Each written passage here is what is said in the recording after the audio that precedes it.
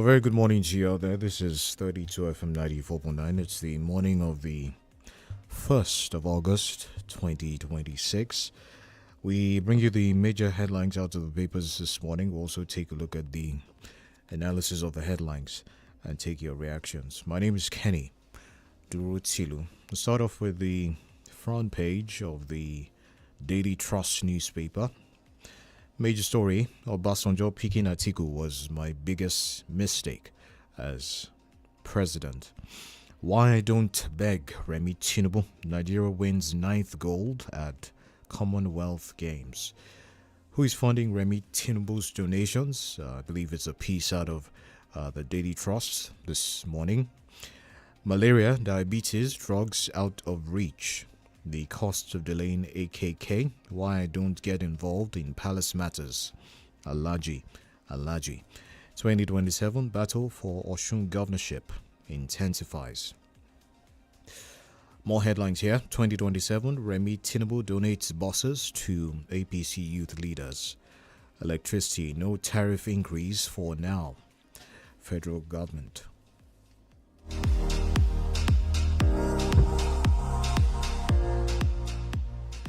Nigerian lawyers barred from using barrister title.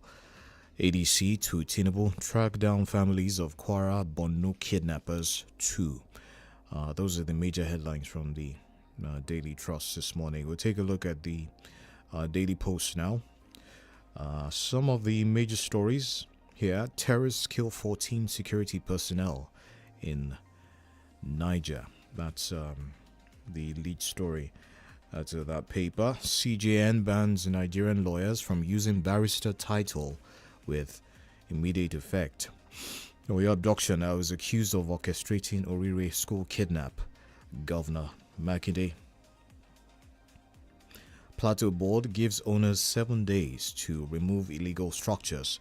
Police foil bandit attack. Recover 43 rustled sheep in Sokoto.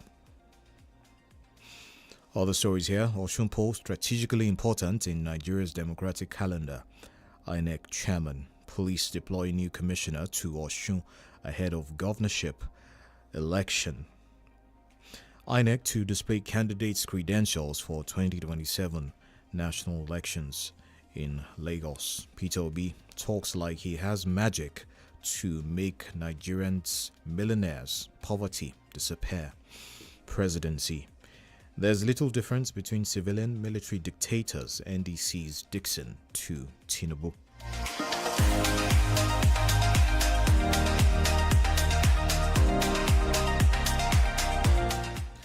APC PDP rejects new campaign fees policy released by Abia government.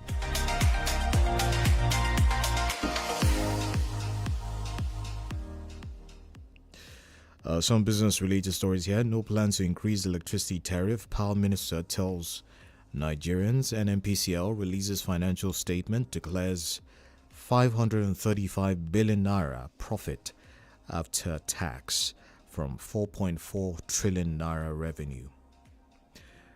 Nigeria's economy growing faster than population. Emir Sanusi on CBN reforms.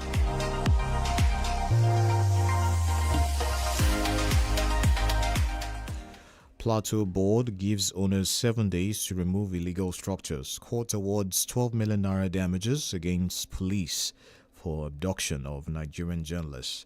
Efforts ongoing to rescue over 100 kidnapped victims in Kwara North.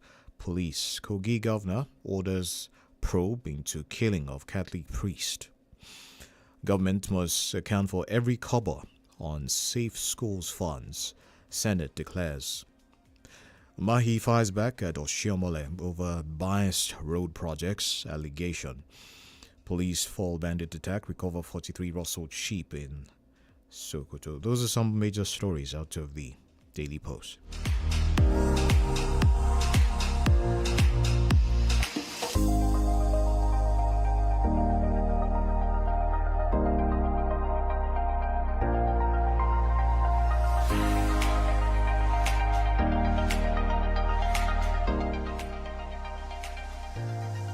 Taking headlines now from the Vanguard newspaper. End killings, casual butchery Wole Soyinka tasks Tinubu.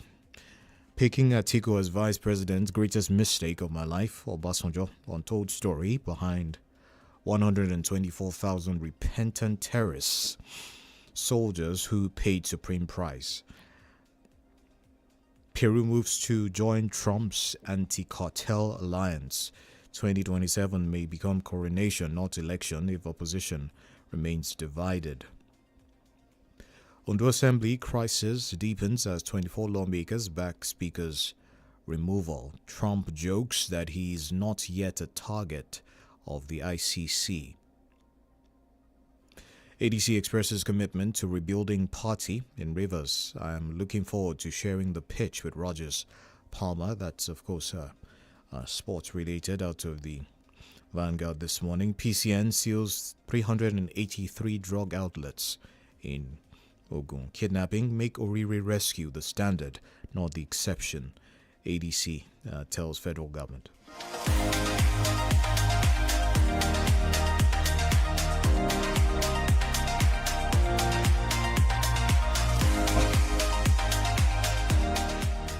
"2027 vote Tinubu, not Obi." Umahi tells Southeast, warns against taking risks.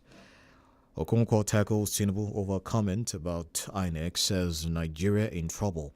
2027 PDP faction submits Jonathan's candidacy to INEC despite recognition row. This one says in security, U.S. intervention in Nigeria questionable. Tuka Baba, ACF spokesperson. We won't bow to intimidation at Deleke.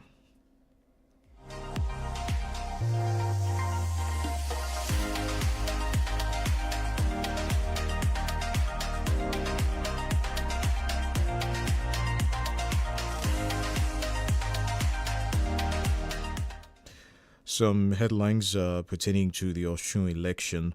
IGP deploys 𝐃𝐈𝐒 as Osun Commissioner for Election. Osun election winner will emerge through ballot. Amupito. Osun election ballot stronger than bullet. Accord tells APC. Police. Imole campaign demands release of Adeleke supporters, alleges unlawful arrests. And lastly, Osun election tension as INEC holds stakeholders meeting.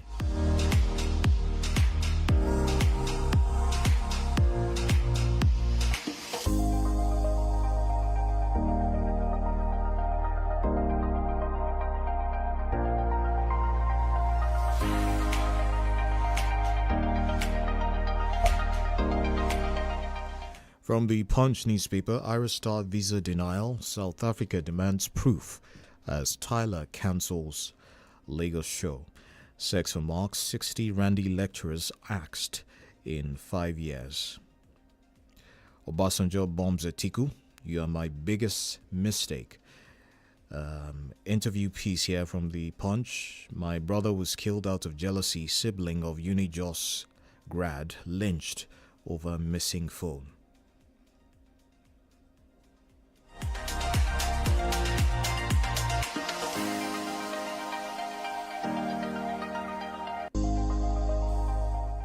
Stories from the Metro Plus pages of the Punch. Illegal mining, 2 Chinese men bag 5-year jail. Policemen allegedly push driver off Lagos Bridge. Council shots 383 medicine outlets in Osun, in Ogun. I beg your pardon. All right, we'll take some politics out of the Punch. Osun APC government will focus on community needs. Bashiru. Community infrastructure will get priority under �W𝐈𝐕𝐄, APC secretary. IG deploys new CP to oversee Osun election. Turaki-led PDP accuses INEC of bias over Jonathan, others' candidacy. Adeleke Campaign Council spokesman faults �W𝐈𝐕𝐄 for skipping Osun peace accord.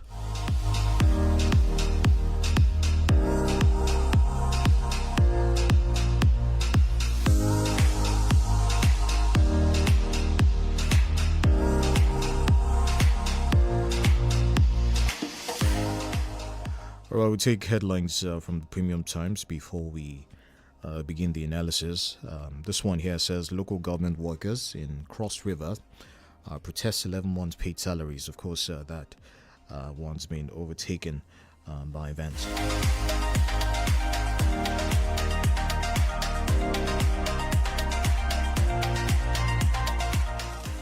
Convicted murderer in Nigerian prison hosts TikTok live sessions, run businesses. That's something by Sikuru Obarayese out of the Premium Times this morning. If you're interested in that, you find it in that paper. Italy suspends Schengen free travel pact with Spain over Ceuta migrant crisis. That's another one. Tinubu's Homeland Security Advisor unveils 4 security priorities.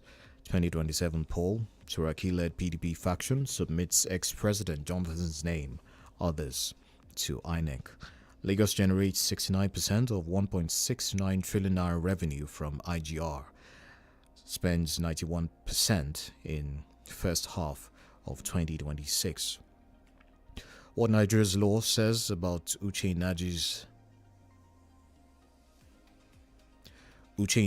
possible jail terms over forgery laundering charges. It's another one there from the Premium Times. Convicted murders. Okay, already took that. CJN bars lawyers from using barrister as title. Tinubu's Homeland Security Advisor unveils 4 security priorities. 60,000 migrants from Morocco enter Spanish territory after overrunning border.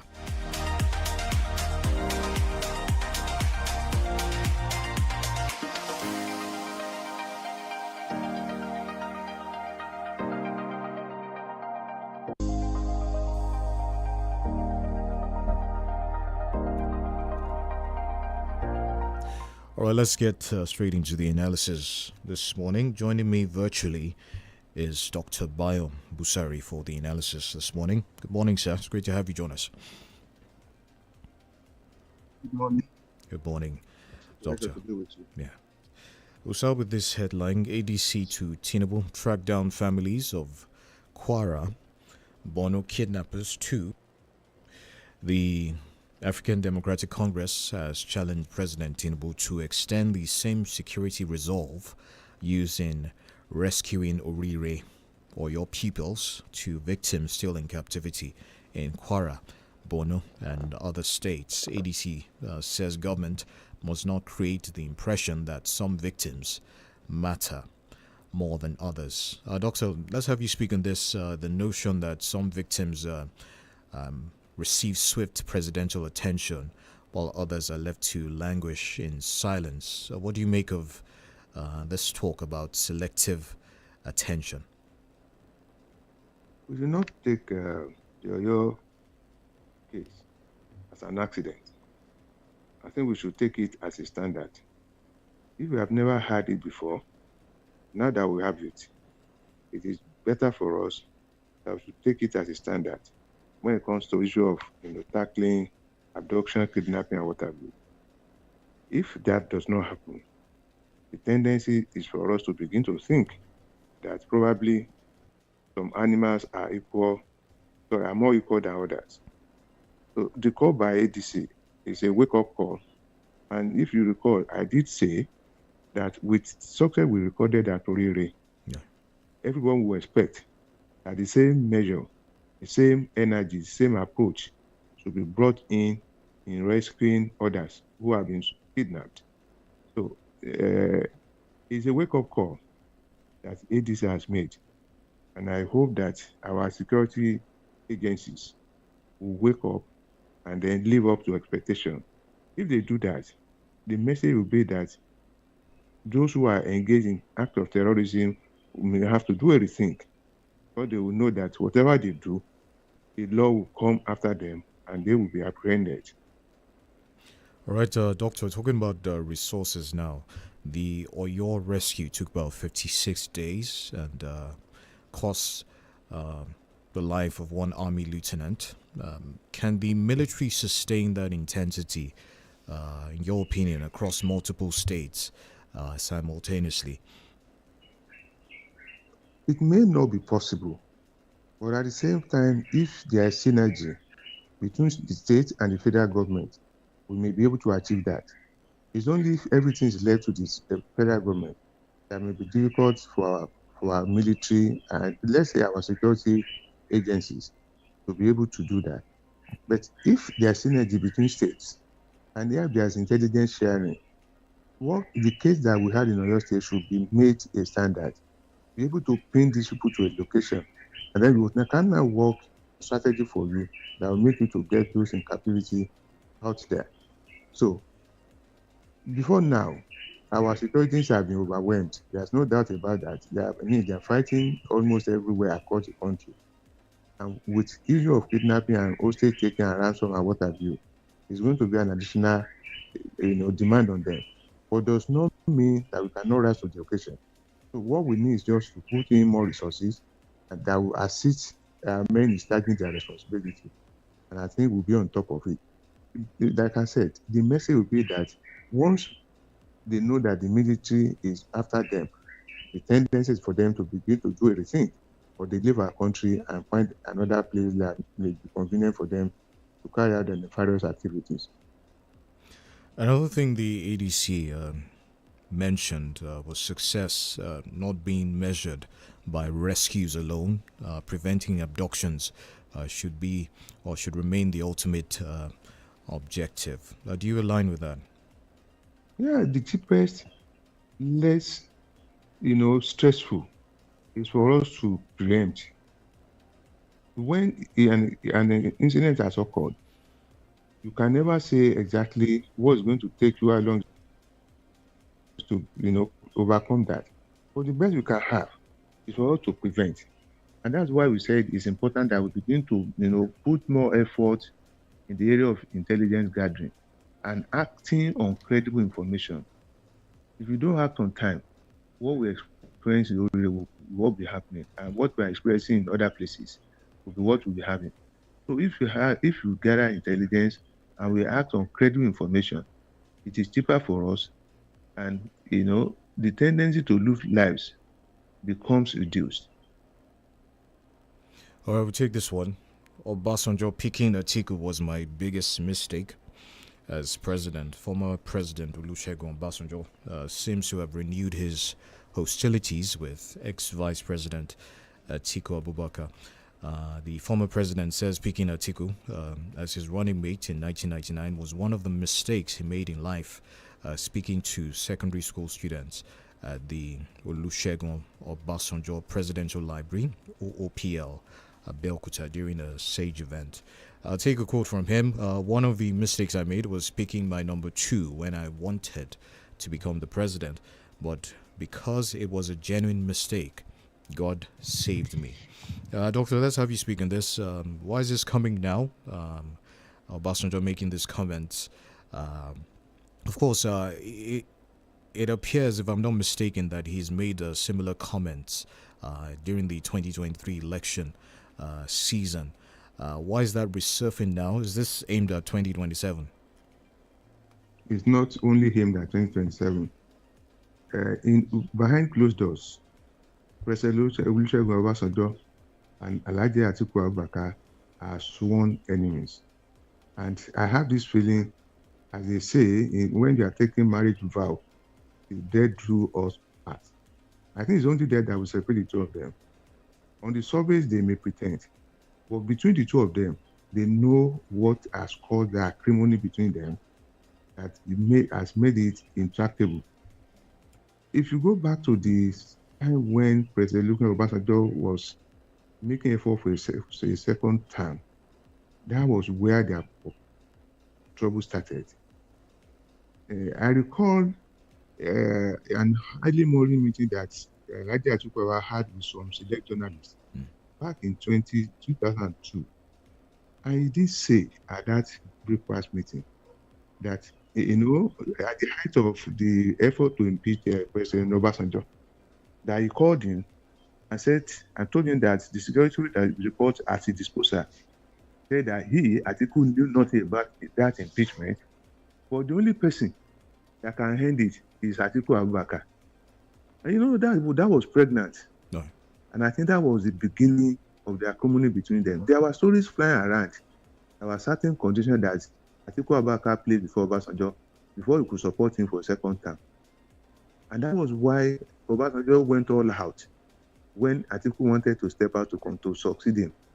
And they brought up that phantom accusation that he has been barred from contesting elective offices in Nigeria before he went to court, and the court said it's only a court that can bar anybody, not a panel or whatever. So that has been there, and no one has been able to bring the two of them together to resolve that. You could recall the book published by Obasanjo. It's out there in the public domain. Yeah. And he has never retracted everything he said in that book. So what he's saying now is nothing new. It's just, repeating what is already in the public domain. So, but I know that it's connected to 2027 because Obasanjo has expressed his open support to Peter Obi, and he has ever hidden that. So the only time we had him talking less of Atiku was when Peter Obi was running mate to Atiku Abubakar. So now that the two of them are going separate ways, he has not really, withdrawn his support for Peter Obi. And whatever I will do to support him, whatever will make him to win the election is what Obasanjo will do. So what he's doing is it's politics, no doubt about that. But it goes beyond politics. There is an agreement between the two of them that no one has been able to resolve. Doctor, this comment from Obasanjo was tied to youth exclusion. Is this him tacitly endorsing younger candidates for 2027? If he's saying that, I don't see Peter Obi as a youth. I mean, by whatever definition, if you go by United Nations definition of youth, right, Peter Obi has passed that stage. Unless our own in Nigeria, where you see a 50-year-old man being a youth leader in the political party. So if he's canvassing for youth, he could look somewhere else, not towards Peter Obi. So, and I think everybody has a right by the Constitution to go for the highest office in the land once it's qualified. It's not a matter of sentiment of what is whether you are youth or you are old or whatever. It's a constitutional issue. And I don't think anybody has come out to say anybody should not come out to contest. Once you win the ticket of your party, you are free to go. Right, this is common to many of the papers. Nigerian lawyers barred from using barrister title. The Chief Justice of Nigeria, Justice Kudirat Kekereekun, has directed lawyers and court officials to immediately stop using the title barrister before their names in all official dealings with the Supreme Court. She declared the practice inconsistent with the professional standards expected at the nation's highest court. Courts say lawyers should use conventional titles, Mr., Mrs., Chief, Doctor, followed by barrister and solicitor of the Supreme Court of Nigeria, or Esquire, if necessary. The NBA's reason for this is that barrister describes a role, license, or job description, not an earned title like doctor or SCN. Doctor, what was your reaction to this when you saw it? Your first thoughts on that? My thinking was that, why is it coming now? I mean, if you are not traveling too far, if you are starting from 1960 till date, we're counting almost going to almost 70 years. So why did it take us this long to realize that the usage of that as a title was not proper? We've had several CJNs. Why is it that none of them saw it? And I want to believe that even before our CJN became CJN, she probably had used that title, barrister. So probably in the light of new knowledge, that was why that is being said. So if between them, all the lawyers agree that the position of the CJN is right in law, if there's no law that says they must use it, I don't think anybody has flouted any law. So it could be a procedural matter that, this is the way you should address yourself.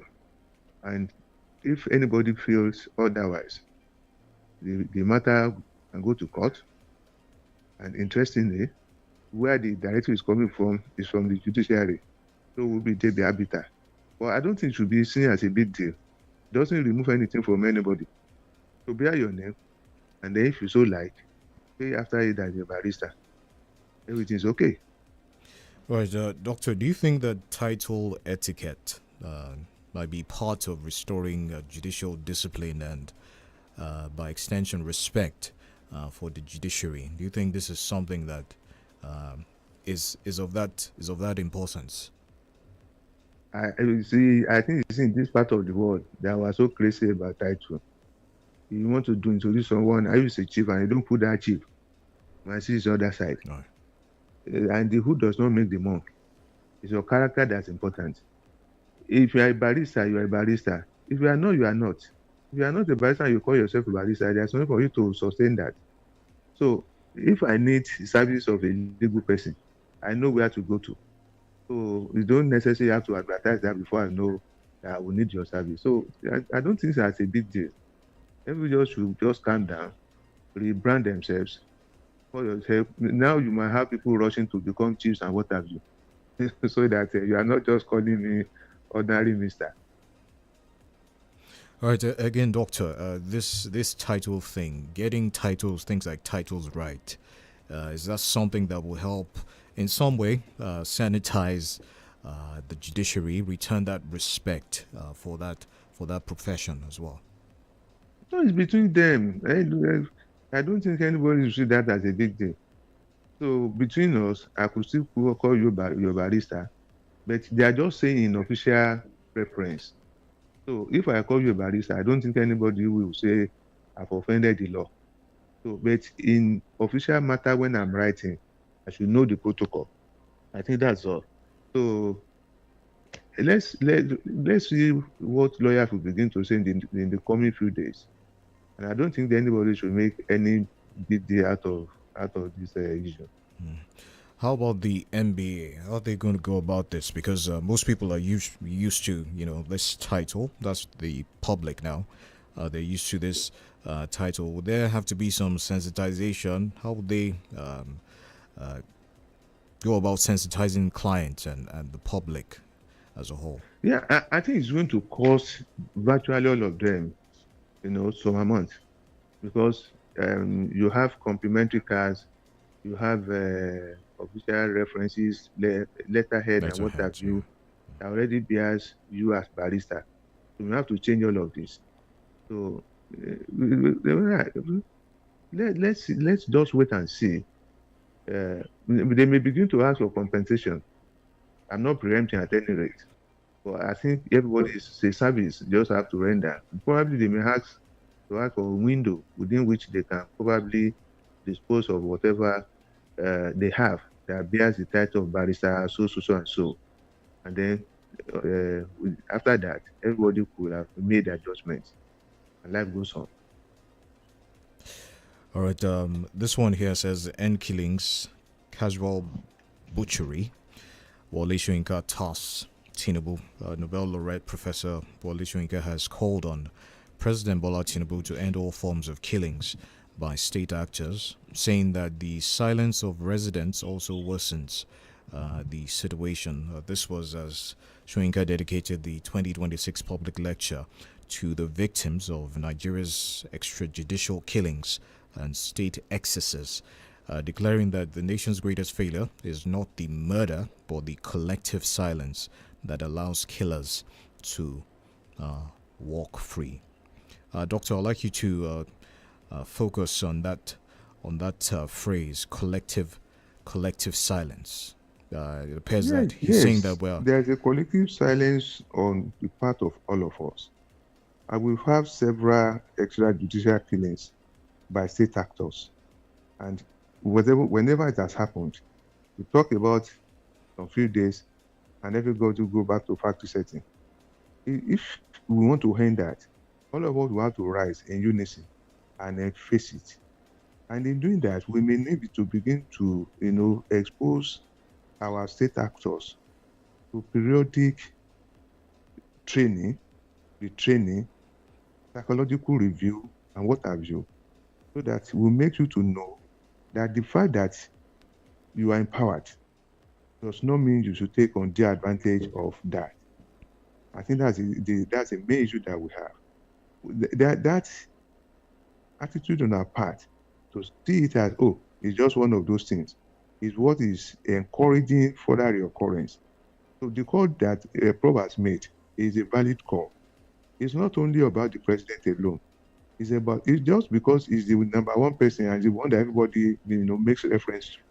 It has to be, all of us have to synergize to ensure that we bring it, if we can end it absolutely.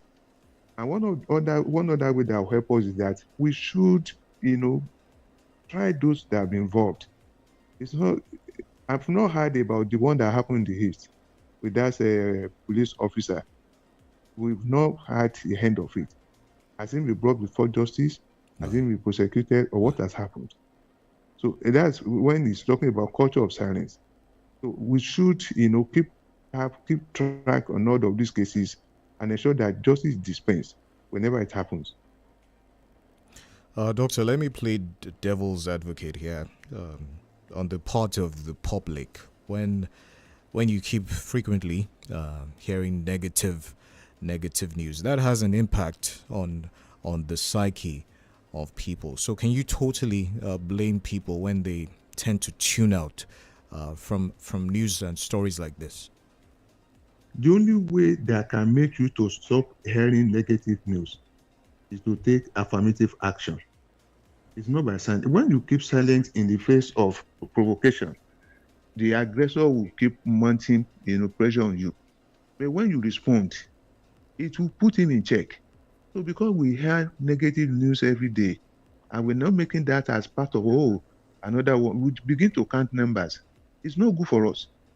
It's affecting all of us mentally. We might not know consciously, but in some instances, you have people who have snapped and gone the other side. No. It's a cumulative effect. So the only way we can put a stop to that is for all of us to take affirmative action. We want to put our hand, don't want to hear this story again. So that will help us, and they begin to retune our psyche. But for long as we keep silent, it keeps happening. All right, this headline here says Osun poll strategically important in Nigeria's democratic calendar. INEC chairman Professor Josh Ojo Amokpiton has noted that preparations for the Osun governorship election has also formed part of the commission's broader plans excuse me, for the 2027 general elections, describing the state as strategically important in Nigeria's electoral calendar. According to him, quote, Osun is special in the democratic structure of Nigeria because it is the last major off-cycle election before the general elections. We now see it as a mirror through which we can measure our preparations for the 2027 general elections. Doctor, let's have you speak on that. I'm not on the same page with Professor Amokpiton. Every election should be strategically important. The one in Edo, Anambra, Ekiti, Ondo, and all the rest, Kogi, and all the rest, they should be as strategically important as our national election. We cannot single out one because one is beginning or one is the end. No. Every election should be, taken as serious and be measured with the level of progress that we have made between that one and the one before it.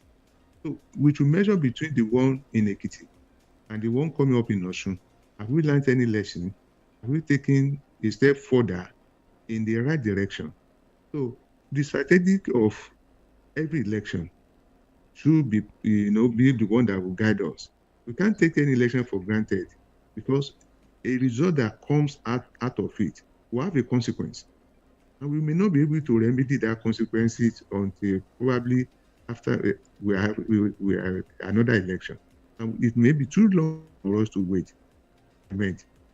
So it's strategically important. We give that to him, but every other election is as important as the one that we're having in Osun.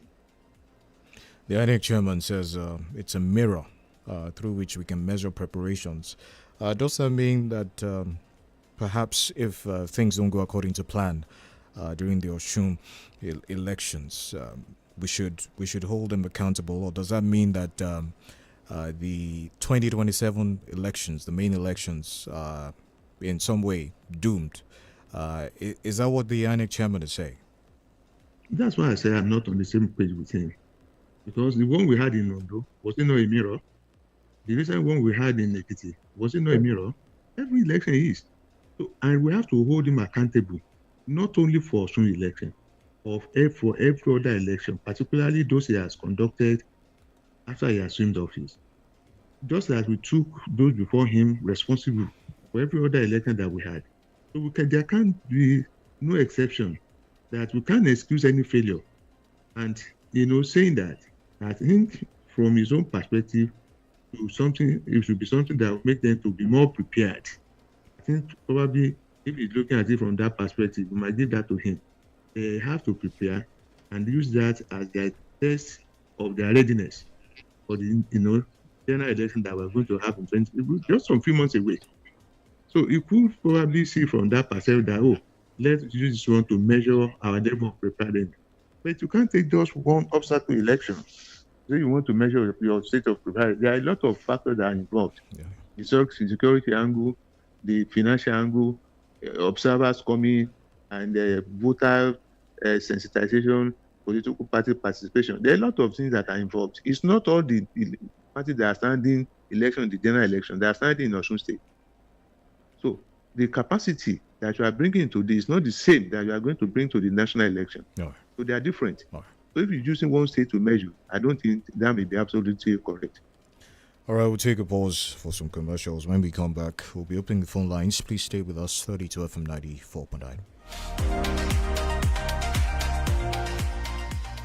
Happiness is a choice that we want you to make always. Choose to be happy. Choose 32 FM 94.9 Ibadan. Before, my family can go 1 week without drama. 1 week, one wahala. Maggie, love, me and Maggie so good together. Yeah, okay, now my Maggie, they right. Come with peace, peace. Oh, no, come at all, before, Maggie, love, me and Maggie so good together. Me and Maggie so good together. Kò bá jẹ́ 24, 29 tàbí 32 ṣáà ti fẹ̀yìn ẹ̀ pẹ̀lú wa lórí gbogbo ìkànnì ìbánidọ́rẹ̀ẹ́ kàn tẹ 32 FM 949 fẹ̀yìn ẹ̀. Ẹ̀gbọ́n, wọ́n máa gbọ́ pé Lafarge ti pààrọ̀ orúkọ. Bẹ́ẹ̀ ni o, Lafarge Africa PLC ti porúkọ dà di HBM Nigeria PLC. Orúkọ ti yí padà, ṣùgbọ́n ojúlówó sìmẹ́ǹtì tá à ń pèsè ò yí padà. Sìmẹ́ǹtì tó pójú owó tó ṣe é gbáralé àtàwọn ohun èlò ilé kíkọ́ tá a fi kọ́ afárá mainland kẹta. Gbọ̀ngàn ilé ìgbìmọ̀ aṣòfin àgbà, afárá Niger kínní àti èkejì. Ilé gogoro Cocoa House ńbàdàn. Gbọ̀ngàn National Theatre àtàwọn ilé ńlá míì káàkiri Nàìjíríà látọdún 1960. HBM Nigeria PLC tá a mọ̀ sí Lafarge Africa PLC tẹ́lẹ̀ ó kọjá ilé kíkọ́. Ibadan Amala Fest 2026 is here. Let's eat and celebrate.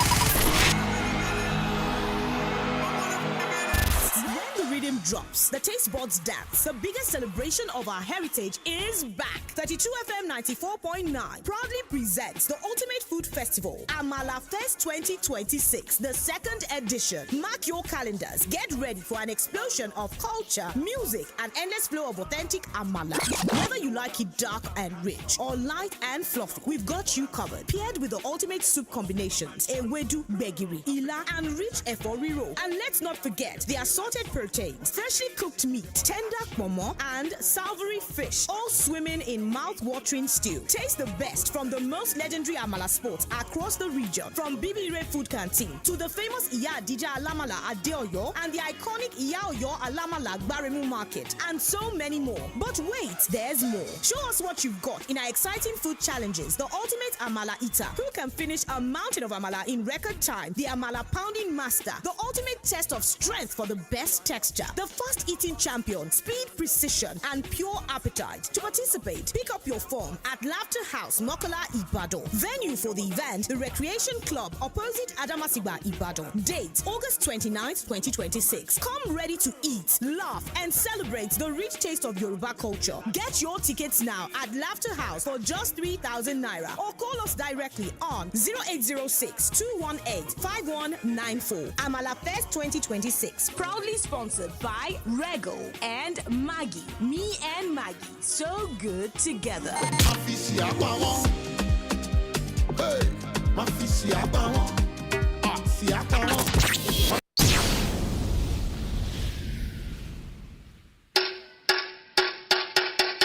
èèmọ̀ lókùtù pẹ́bẹ́ àdìo tá ń làwọn màálù tí ń rìn káàkiri láì lóríṣìí yìí níbi ayé lajúdé yìí káwọn kan tó máa da màálù káàkiri ìgboro kó màálù wọnú oko olóko ẹ̀ ń bá ní nǹkan ọ̀sìn ewúrẹ́ tẹ ìdórí màálù ó wá bìkan ṣe lọ́jọ́ kí wọ́n yé rìn káàkiri ìgboro ó ti dòfin o ó ti dìwà ọ̀daràn àti màálù àtẹni ní màálù ni wọ́n jọ jó làǹbà lábẹ́ òfin àjọ tí ń rí sí ìbọ̀wọ̀ fún òfin ohun ìmúlò òfin nípínlẹ̀ Ọ̀yọ́ State Rule of Law Enforcement Authority ló ń ké tantan o àtàtẹ̀yàn tá a wí lọ́rọ̀ tí ò gbọ́ ń bọ̀ wá figbá kéré mú mi kíkan ẹ̀yẹ dá màálù kágboro nípínlẹ̀ Ọ̀yọ́.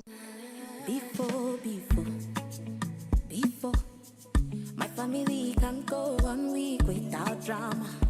1 week, one wahala. Maggie, love, oh, me and Maggie so good together. Yeah. Okay, now my Maggie make it right. Come with piece of peace. Oh, no, come at all, oh, before. Maggie, love, oh, me and Maggie so good together. Me and Maggie so good together.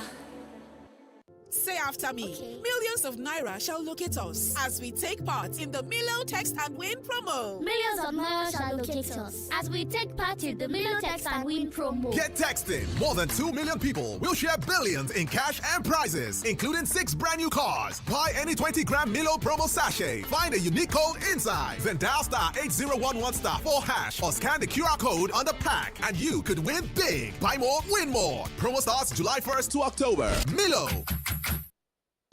32 FM 94.9.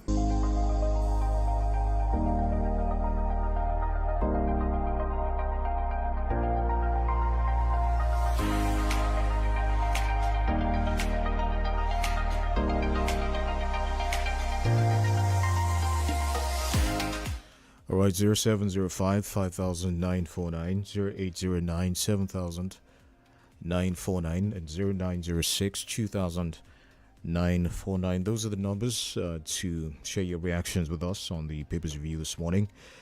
Hello, good morning. I'll try that again. Hello, good morning.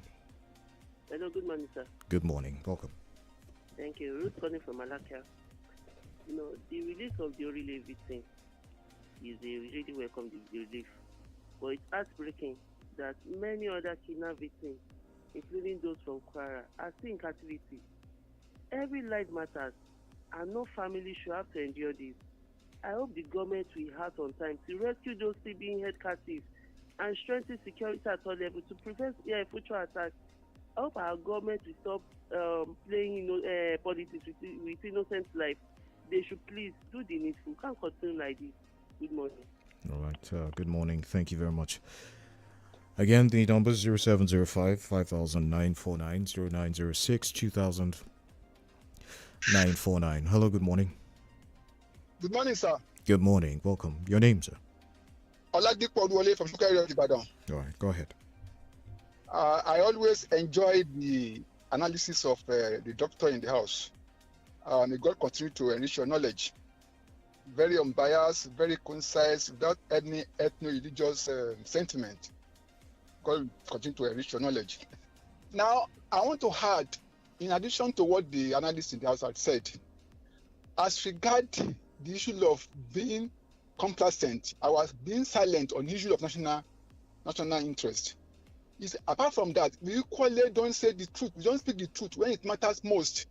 Let's look back. This Boko Haram, when Yusuf was extrajudicially killed, it took only Al Jazeera to bring the news to the whole nation and to the whole world before the government wanted to react. That is the government of Yadua. Then they took action in order to bring those who perpetrate that evil, but they just abandoned everything, and that is why the Boko Haram people went underground and they came up now to be so violent that people cannot control them. Right. You know, anything, any infraction in human laws, natural law will definitely take over. That is what we are witnessing today. Thank you very much.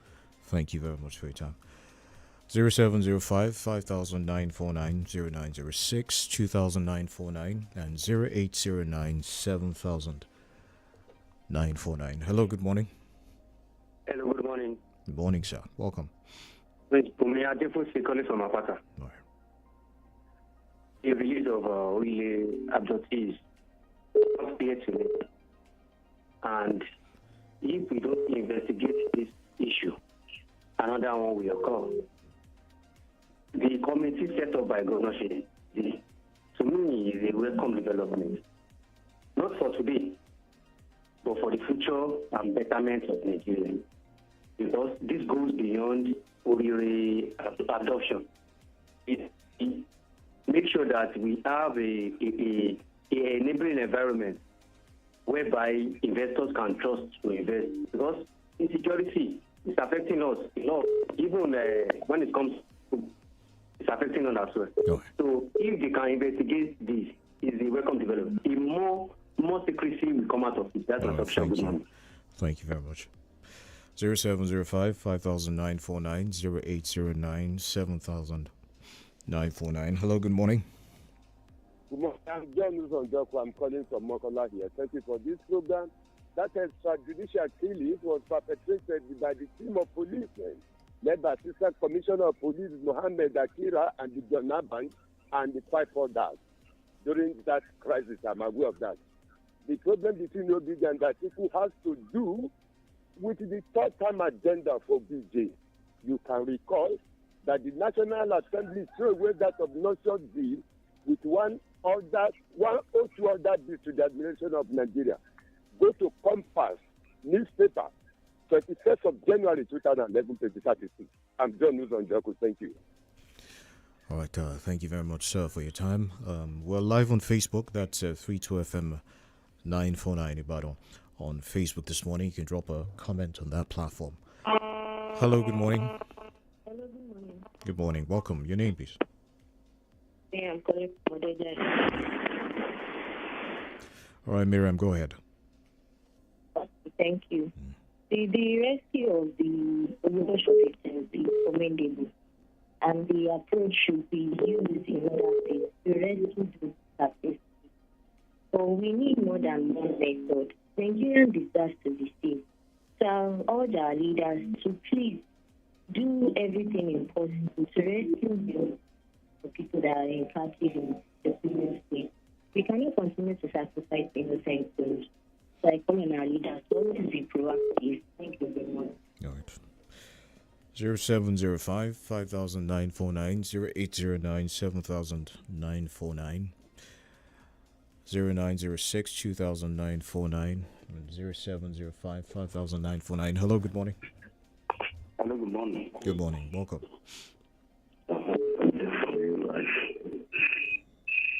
Hello. Actually, I commend Governor Makinde of Oyo State for his efforts. Even though some people said he was the one behind.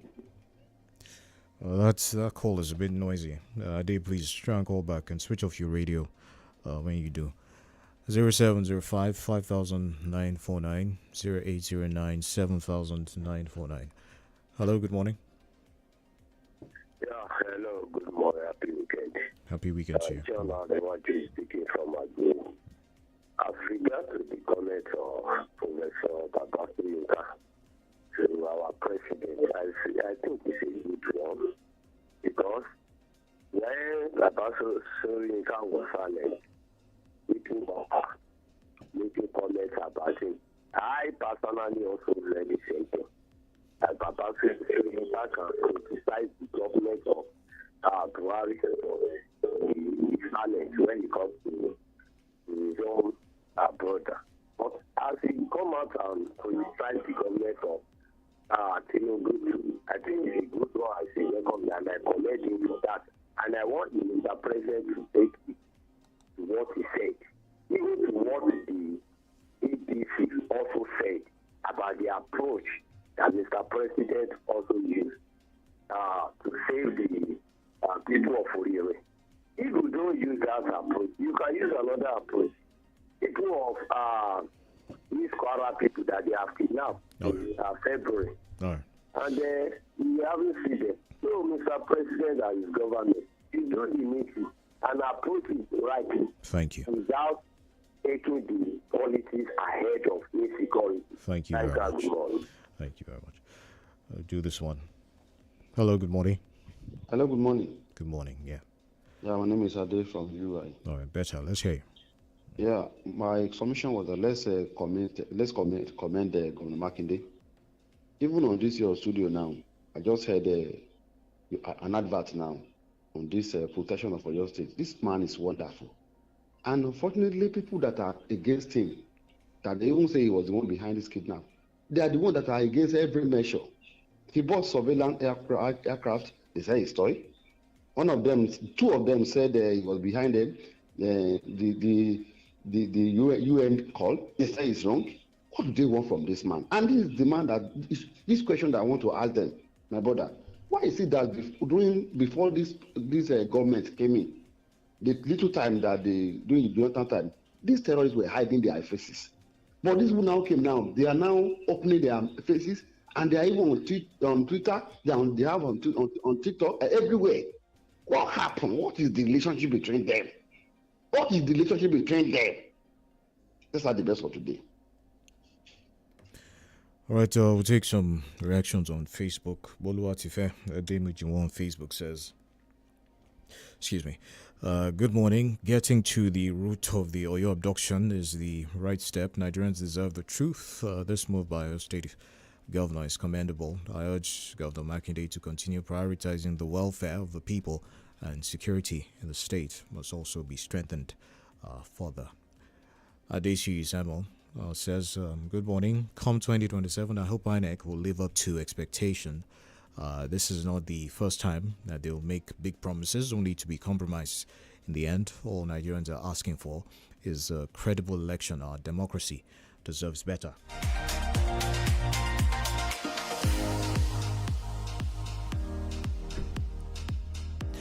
I'll take this one from Ayo. Olamide says the Oyo State government's decision to investigate the Uri attack is commendable. A responsible government should not ignore such incidents or allow another tragedy to happen without finding the cause. The government should also remain committed to protecting the lives and property of its people. Take this one. Michael Olawale says Obasanjo is not the one that chose Atiku. He should stop lying to us. Obasanjo was imprisoned when PDP chose him to be their candidate, and Atiku was elected as governor of Adamawa before PDP BOT chose him to be vice president of Obasanjo in 1999. Obasanjo is just being bitter because Atiku stopped his third-term ambition from National Assembly. All right, thank you for that. Let's do one more. All right, this one here. Rose Adiola says Nigerians have had enough of the government's failure to address insecurity. Policies that reintegrate terrorists without ensuring justice and accountability risk fueling further violence. The government must adopt a decisive strategy to end the persistent killings. We have to go now. Thank you very much for joining us on the Papers Review this morning. Also appreciate Dr. Bayo Busari for the analysis this morning as well. My name is Kenny Durotilu. Good morning and have yourself a great weekend.